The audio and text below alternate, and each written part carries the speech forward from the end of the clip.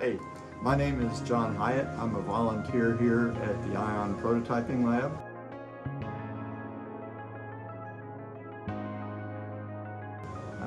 As background, I guess I'll say I'm retired. I was originally a chemical engineer a million years ago.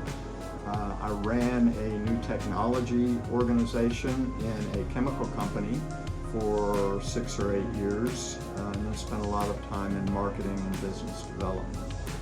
Retired and started spending my time here at the prototyping lab because I like helping people, I like inventing things, I like making things, and I'm kind of a hands-on sort of person. So I like to interact with people that are coming into the prototyping lab here, trying to get their ideas out of their heads and into reality.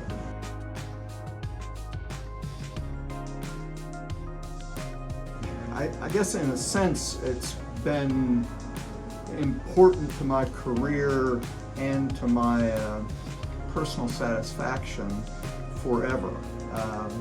When I was a kid, my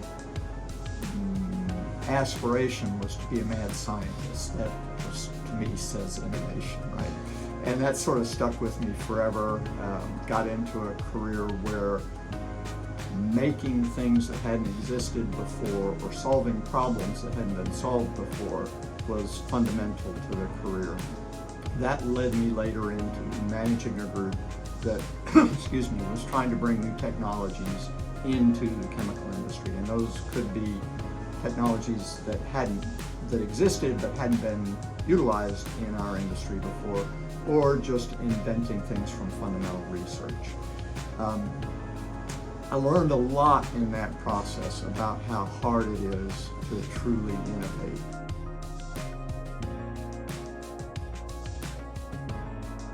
People's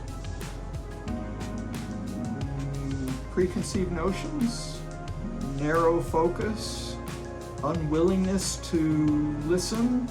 A lot of times it was difficult, especially with a group of more than 3 people, to get folks to collaborate. So collaboration, common direction, anything these days that is an innovation of scale is something that multiple people need to work on, a village needs to work on. And getting people all pointed in the same direction, getting criticism and error elimination without bringing personality and angst and friction into the equation is a real challenge. But you need to be able to find error, admit error, and correct error if you want to move forward from where you are. And people's feelings sometimes get hurt in that.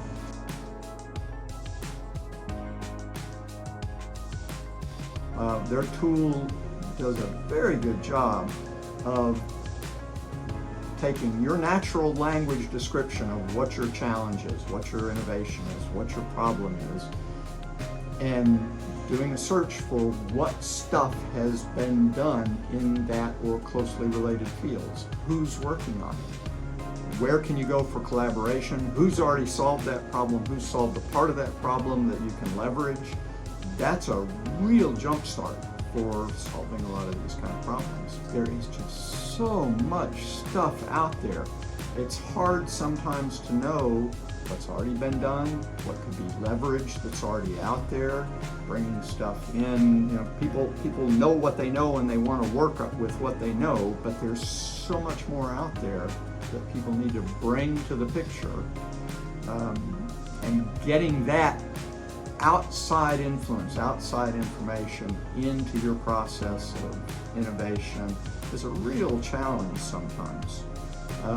Another big part of it is, you hear the story, nothing new under the sun. There's a lot of truth in that. A lot of innovation isn't because it's already been done, and it's nice not to spin your wheels and waste your time. That's another thing Paseo can bring to the table there. Describe your invention. Has somebody already invented it? Maybe you should take theirs or use another one.